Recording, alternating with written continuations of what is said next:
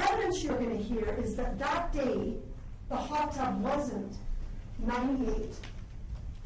It wasn't 102, which is what Howard Johnson assured every parent, including Angelique, that their hot tub was set at. It wasn't 103. It wasn't 104. The evidence is going to show that it was between 106 and 109 degrees. And that evidence is going to come to you from a thermodynamics expert from UC Berkeley who does this as a living. I mean, he calculates temperatures and masses for NASA, for the Department of Defense. And he used this giant computer and this specific type of science to come and measure every molecule of the water park and be able to give us a clear understanding of at 3 o'clock in the afternoon what was the temperature in that hot tub that Journey's mom thought was unheated because the jets were off when Journey entered. Well, Journey's sitting in the hot tub. And she gets very hot. And you're going to hear why. Why children are uniquely susceptible. Why they can get hot so quickly. What happens when they overheat and get heat stroke. And Journey is sitting there, and as she heats up and gets hot, she faints. And she falls face first into the water. And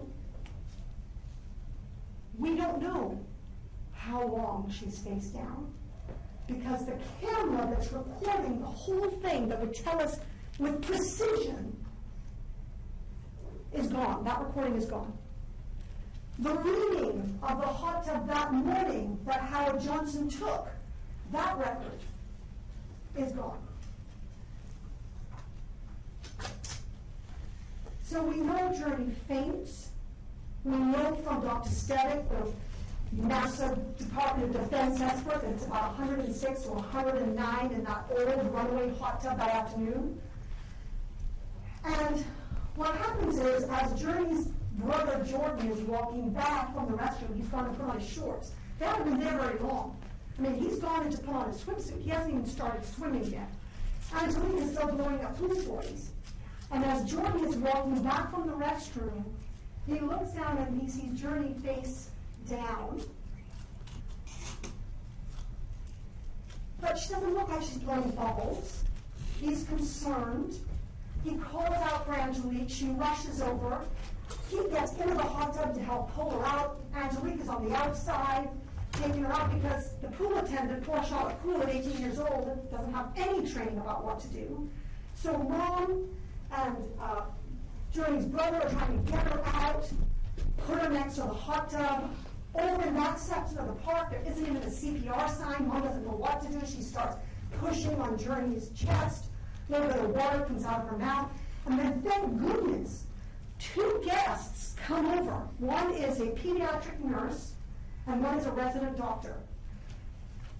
Thank goodness they take over, and they start doing CPR. They do 5 rounds of CPR because Jordan's heart has stopped. She has stopped breathing. And by the time they bring her back, her breath is very labored. The EMTs and the paramedics arrive because the fire station is right around the corner. It doesn't take them very long. But in that time, after Mom and the brother pulled her out of the hot tub and laid her on the concrete, Journey has been on cement that is 139 degrees. She has burned open, relative, 2nd and 3rd degree burns down her back, on the heels of her feet, the backs of her arms, that came because there was no supervisor in the water park. There was no second attendant. There was no trained lifeguard. Nobody said to Journey's mom and these poor guests that are trying to help, we got to get her in the shade. Here's a backboard to put her on. Here's a way to keep her cool. And Journey